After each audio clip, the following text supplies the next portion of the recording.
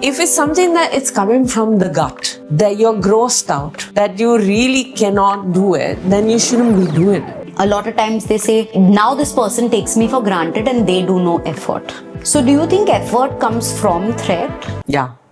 So always. Yeah? In reality? I'm kidding. But how is someone supposed to read your mind? I don't understand. Because everybody knows, it's normal. If this person wants to keep you in their lives, they will make the effort to keep you in their lives. They will do the work. Now, firstly, what does that work look like? I have to tell you about this one client that I most recently spoke to.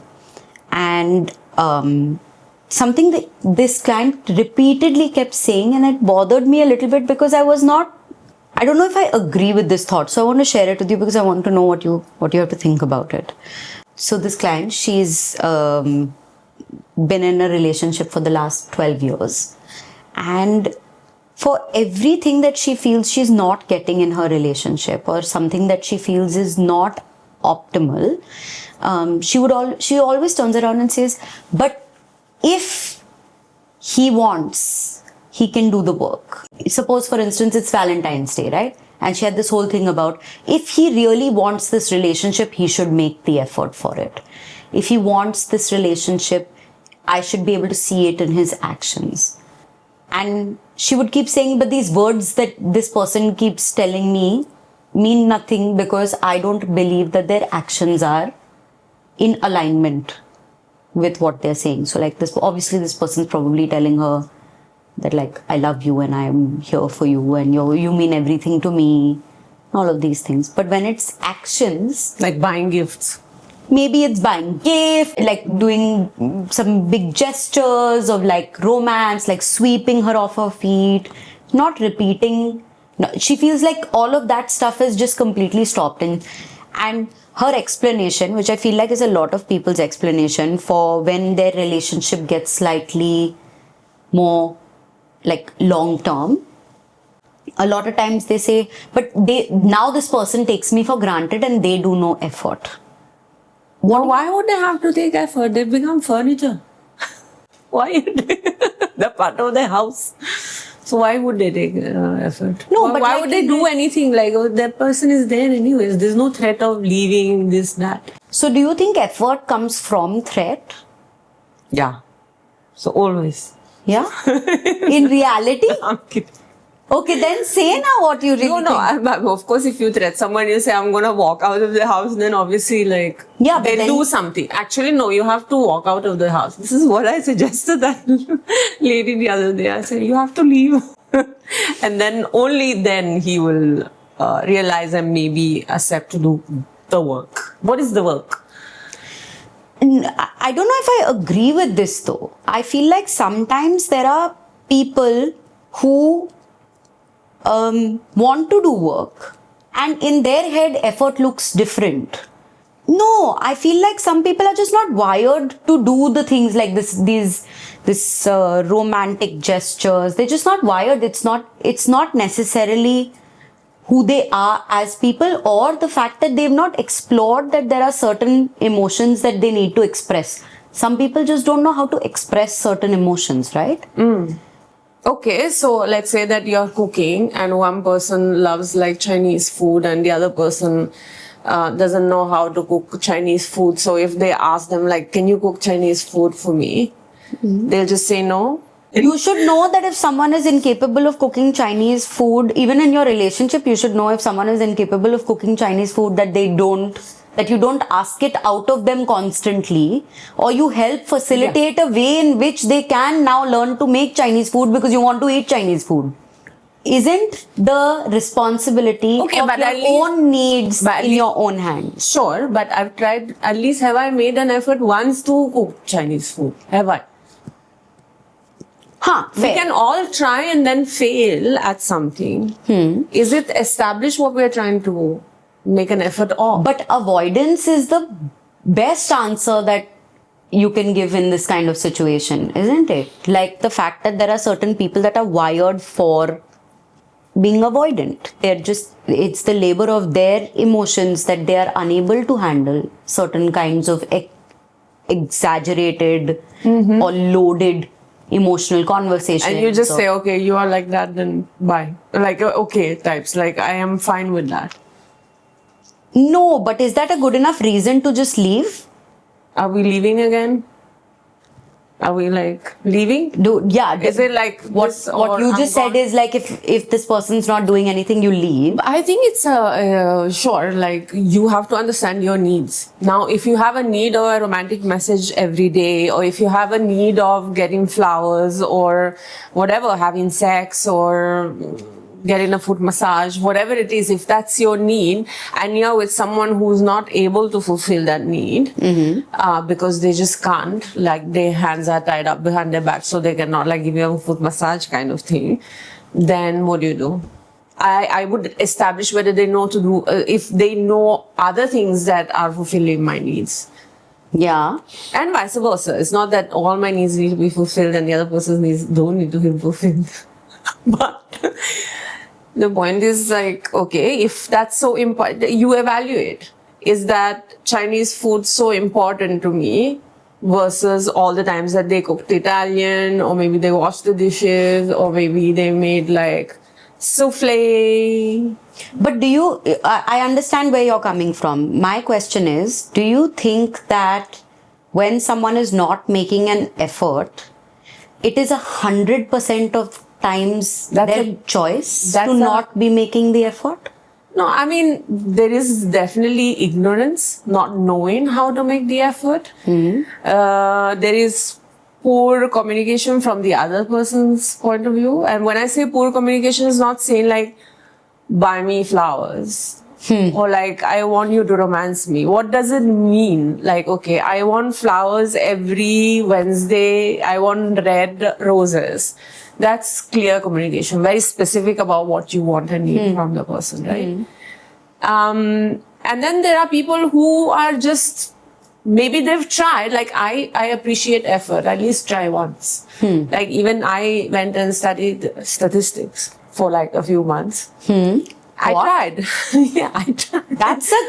I passed. I also passed the exam. Okay, so so I made all the effort. I cried a lot, but I did it. So I appreciate effort. For me, effort in itself, it's a value in a relationship.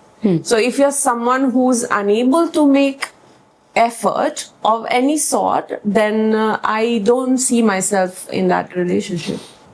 Is that too strict? But no, I don't think so. I think it's a preference. I also feel like you reach a point in your life with having had certain repeated experiences in relationships where beyond a point you feel like I don't want to anymore overshoot the amount of emotional energy I need to give something. Right? That also happens, right? You start to learn to adjust you start to learn to adjust your own expectations sometimes, and sometimes you adjust your expectations of things that you know are probably not going to be something you will receive from a partner. Maybe. I just feel that 100% of the times when we sort of throw these blanket statements, I see it on Instagram and like on Reels. I mean, we are on Instagram, but are we? But no, I see in media this messaging around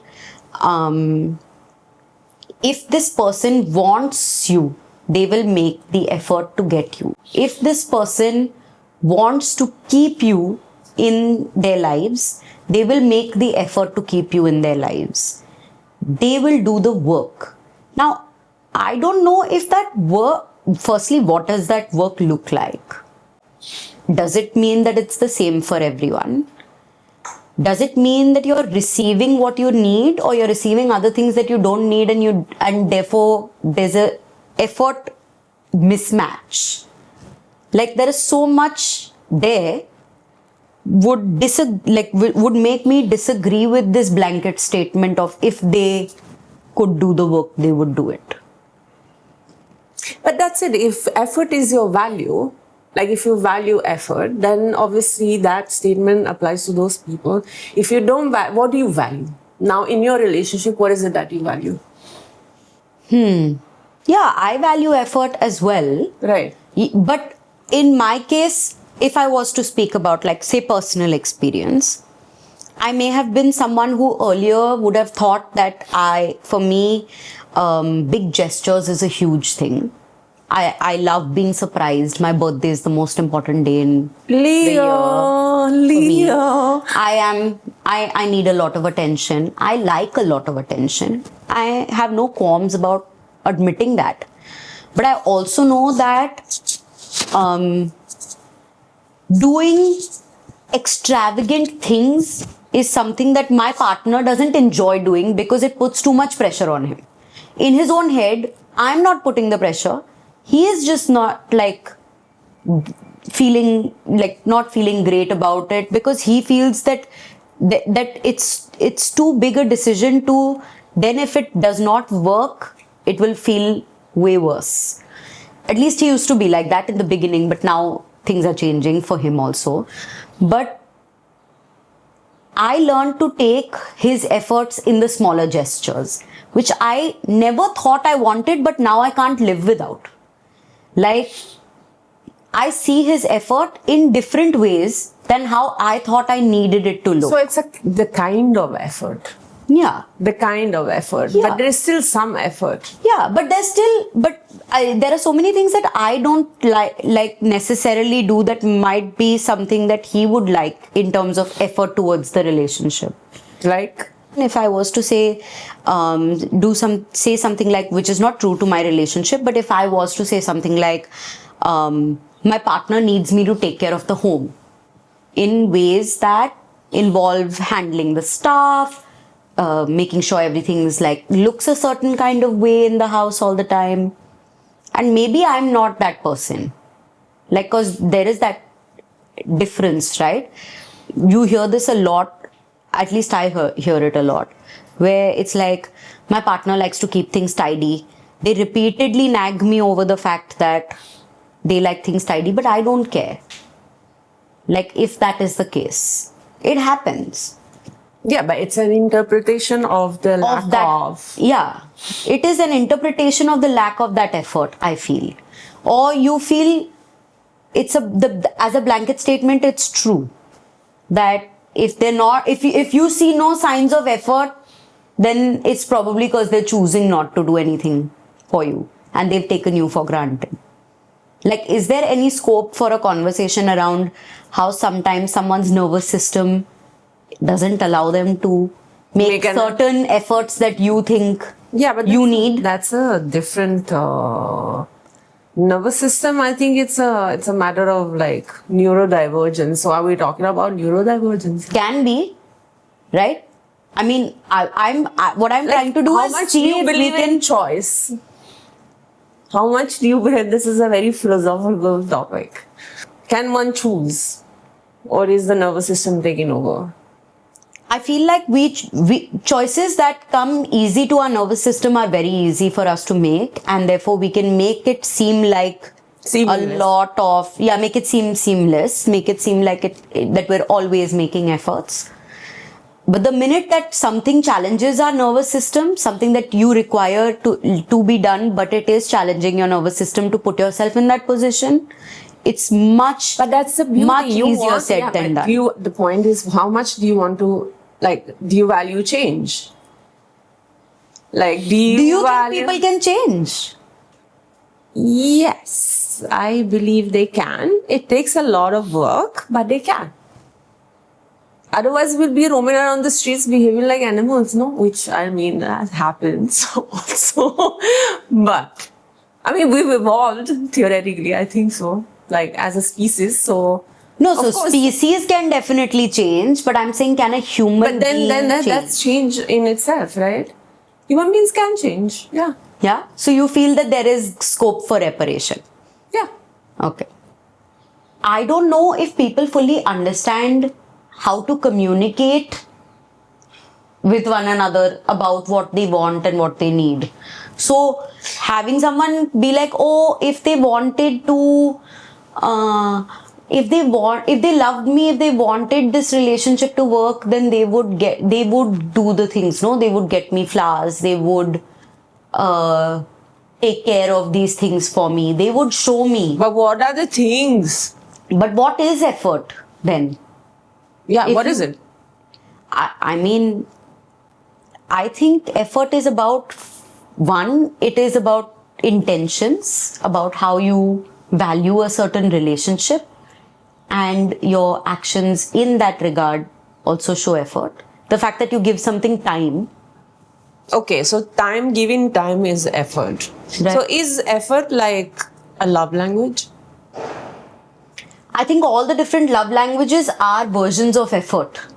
Think about, like, But then, right? love language means when you think that love is something spontaneous, and effort is something that you have to work towards. So are we saying that you need to work to create love? I think so. I think it's extremely important. So it's not like I get swept away and then I'll see flowers and butterflies, and when I look at you, and then we'll just flow and dance around the trees and around the bushes.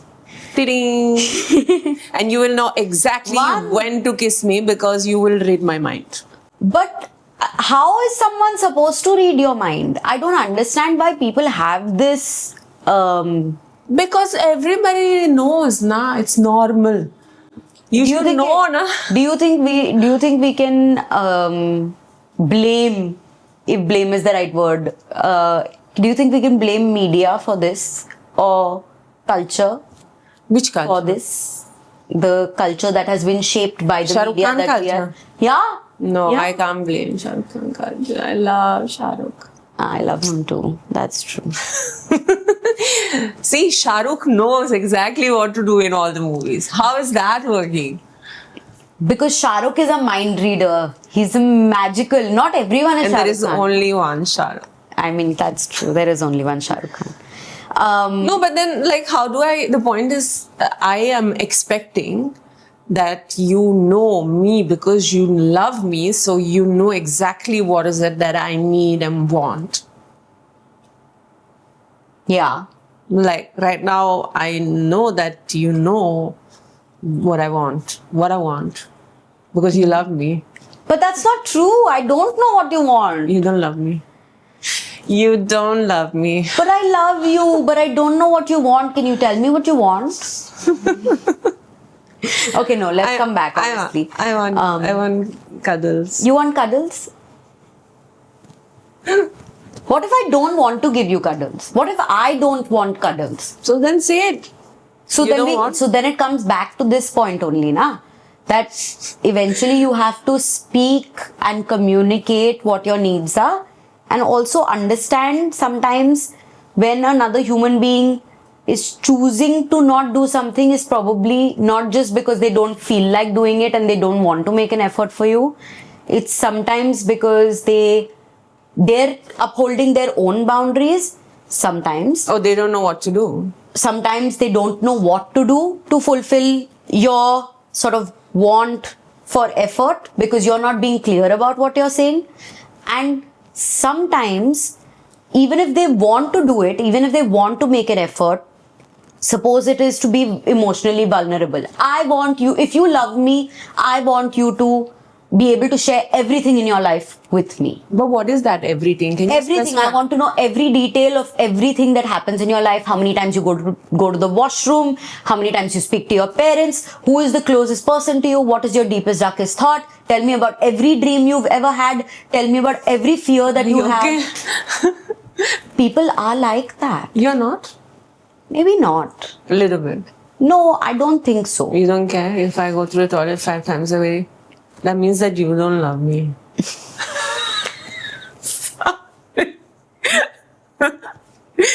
Okay, but let's not make fun of people that actually have these needs, because I feel like some of them also don't understand that when there are 2 people or 3 people, like however many people in a relationship, they they have to communicate their needs, they have to communicate their desires, but they also have to know that there's another human being in the process.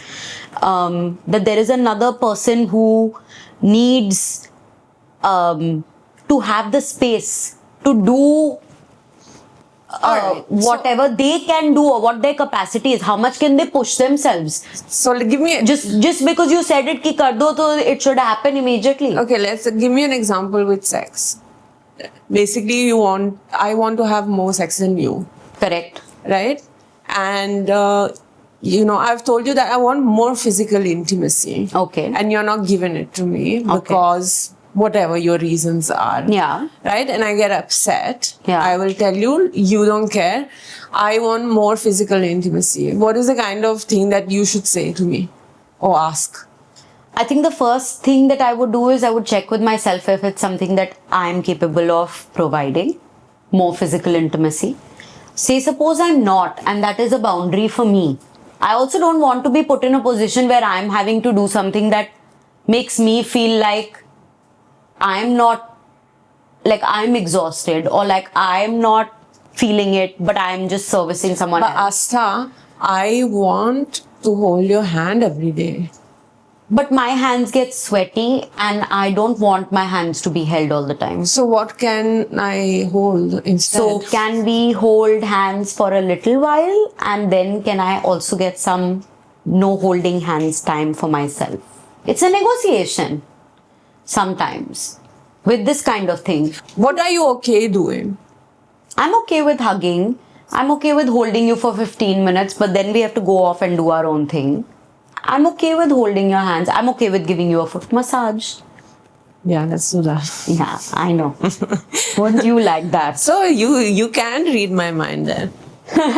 Here's what I want to understand a little bit more. What happens in a world where I want to make effort? You want to be cuddled.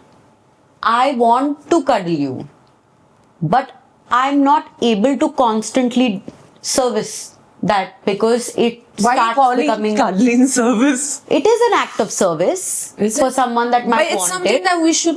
It's cuddling is normal. Everybody does it.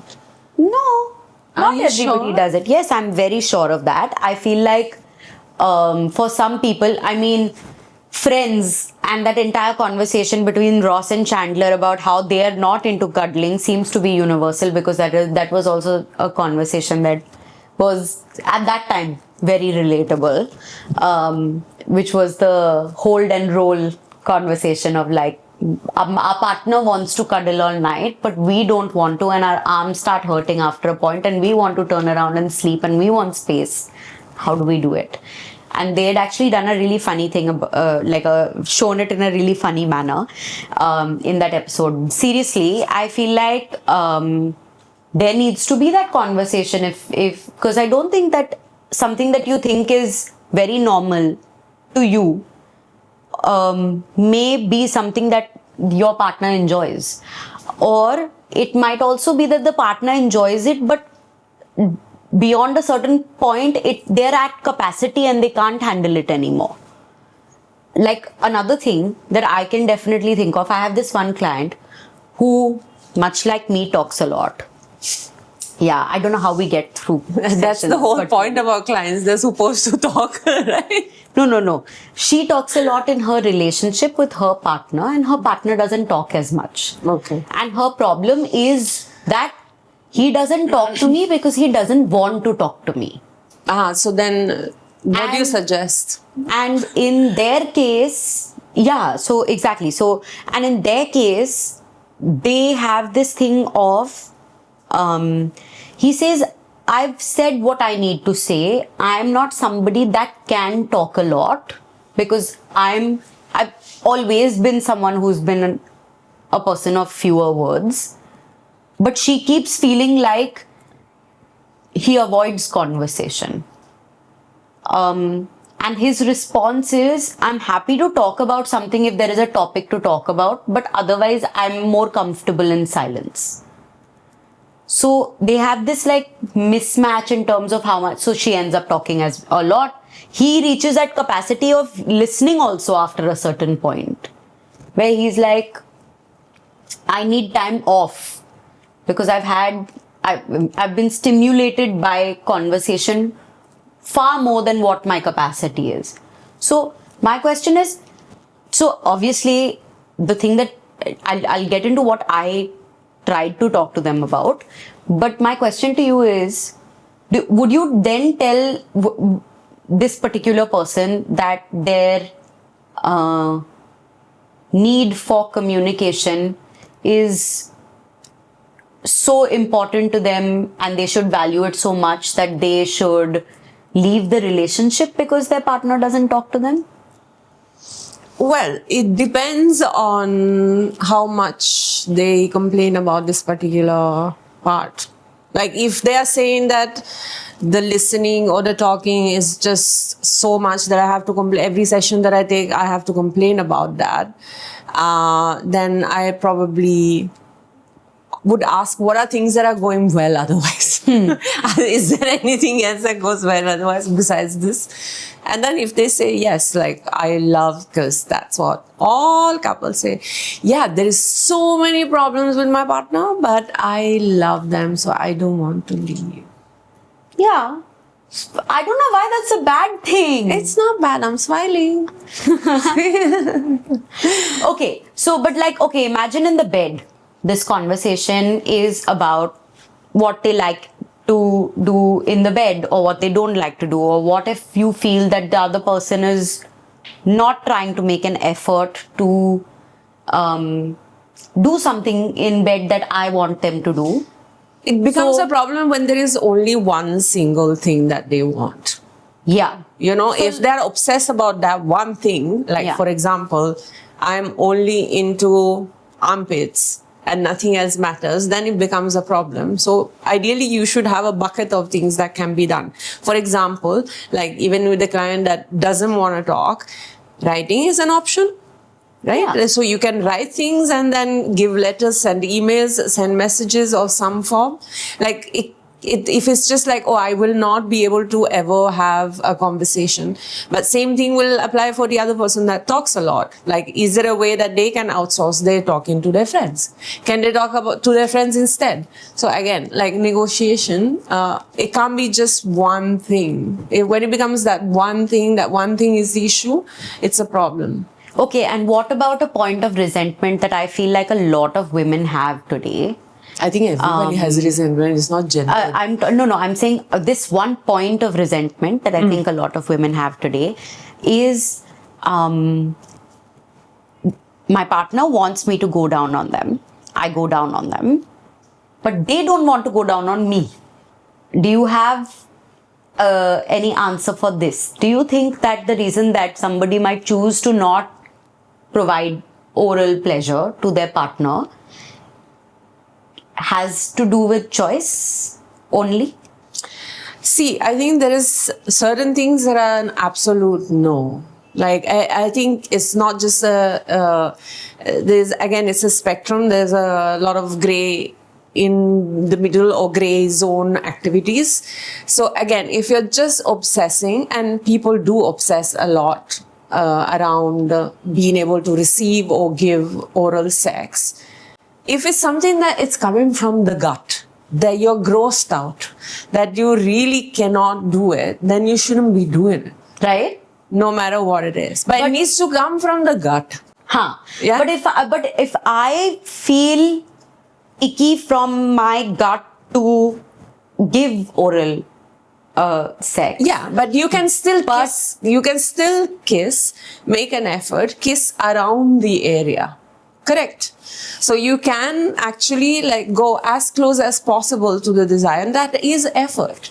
And if I say that I'll kiss, that's fine, but I will not give oral pleasure. But at the same time, I love receiving it.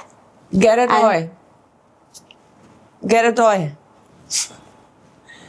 You know, you can replicate that kind of sensation with other things. So again, like there's still effort, but it's like you go as close as possible. Now, if the other person is okay giving and you want to receive, again, it's the same kind of conversation, right? So if you are okay giving, then are you then saying that It's not tit for tat. Like, I can give you Chinese, you can give me Italian. As long as we both don't like those food, like we hate those foods. Like if I dislike Chinese, I'm allergic to Chinese, right? And you're allergic to pasta, then obviously it's pointless giving each other that.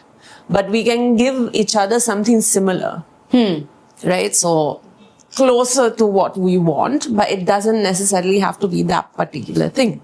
Yeah. Does that make sense? But so what you're saying is essentially that can also be a conversation and a negotiation of like, Everything what you is a can. conversation. Yeah, you need to be able to communicate in some form. Either it's written, spoken, mimicked, danced, performed. Some level of communication needs to happen. and also there are toys, and these toys are there for partner pleasure also. Like, I think another thing that people don't understand a lot is that they feel toys are only there for either for themselves, or they want to gift it to their partners because they want their partners to get more aroused and therefore eventually participate in sexual activities together. But when it comes to interacting with one another, they don't want to utilize toys. I get the opposite. You do? I get only couples who think that toys are made only to be used within the couple, because again there is a lot of stigma around masturbation. So they don't use it for masturbation, they only use it when they are together. So I mean that exists as well. So I've actually found a lot of female clients, a lot of women, cis-het women, who will say things like, I own a toy, but I would never bring it out in front of my partner.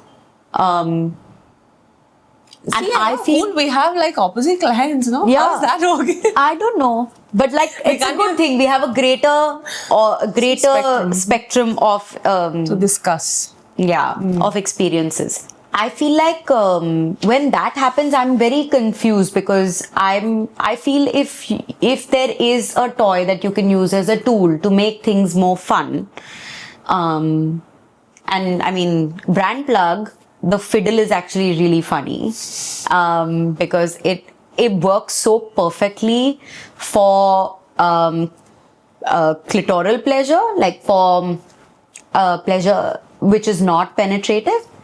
It can be really fun to utilize in partner play. I feel like other kinds of toys also can be very helpful for women or vulva owners to enjoy. Even non-vulva owners. You know how many men actually use like toys that are for women, like on themselves, just to feel that vibration sensation? Wow, that's very interesting. Yeah, it's quite interesting. But so I think, to just summarize, if you don't want to make the effort, make something else make the effort. Which is also an effort. Yes, which is like a semi-effort. Yeah. But so we are good with so I'm good with semi efforts, okay, but no effort whatsoever I can't. Like, okay, so are you good with delegation of effort also then? Yeah. You're very good with delegation. That is also an effort. You're doing something, as long as you're not just like sitting on the sofa doing nothing. Yeah. But then what is your counter argument to when a person turns around and says, the effort I want is that you'll buy me flowers, not the fact that your card pays for them? Yeah, okay. What's wrong with that? But your card paying for flowers is not effort. Yeah, it is. How? It's fine. I mean, but you do it like, in the sense, even entering that card number, if you do it for me, I see it as effort. Even if it's my card. I just don't want to enter the card numbers. It's too much mehnat. Effort. Mehnat. It's too much mehnat. Yeah. So, I mean, I think it's also a matter of perspective to sort of shift that lens and allow someone else the grace to see where they are putting in effort, where they're able to put in effort, what comes easy for them. But my point here also, like, I am having this tangential thought, so I want to ask you, Tangent. What about people that are avoidant and therefore are unable to make efforts in terms of communication, clear communication? But that's it. Like, whatever avoidant means. Is it communication? Is it contact? Yeah. What does it mean? It can be contact, it can be communication. So not messaging, not calling, not being able to Yeah. talk. Yeah, What else? N- Not being able to what? engage in the same way that you want to engage with them. Maybe they need a lot more me time. Maybe the only thing that they're willing to offer is What is people? Like they're locked in a room.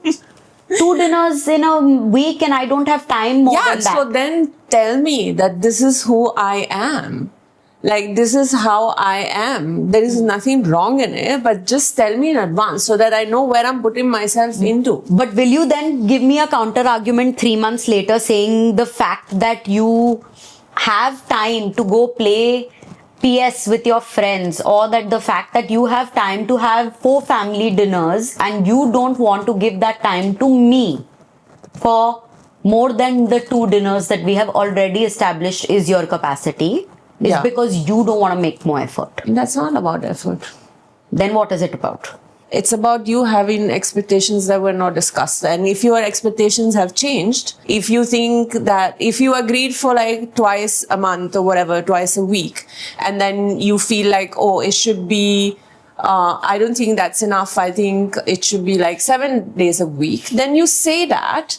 But if you don't get if the person has not changed in the sense that they are okay being who they are, and your situation has changed because your situation has changed to what you agreed on, then it's your decision to, either walk away or like adjust. Like Seema says, Seema auntie, Seema Taparia, you have to adjust, beta. I have run out of things to say about this now. Yeah. So I think, to summarize, I think the concept of if they wanted to, they would is a little bit outdated and is also a very sort of reductive way of looking at things, because sometimes your partner will freeze like a Windows 98 desktop and they will not be able to make the efforts you need them to make. And that's completely fine. Having the opportunity to communicate or being given the opportunity to communicate before you can just label them as people that don't make effort is important also. I think effort looks different for every human being. What they want and what they have the capacity to give are also separate. Sometimes what people want, they might not have the same kind of capacity to give. And sometimes they have a lot of capacity to give, but they don't really want the same things. They want different things. So it's okay to communicate about that. And I think it's extremely important to communicate. Yeah, be specific about what you communicate. Exactly. Time, amount, what kind. Be very, very specific about what it means to you. Because they're not mind readers, right? Nobody can read minds. Even Yeah. Shah Rukh Khan. Even Shah Rukh Khan is not able to read minds. So you are clearly not going to be able to, because we're just normal human beings. And don't He's gone. expect them to also be able to read your mind.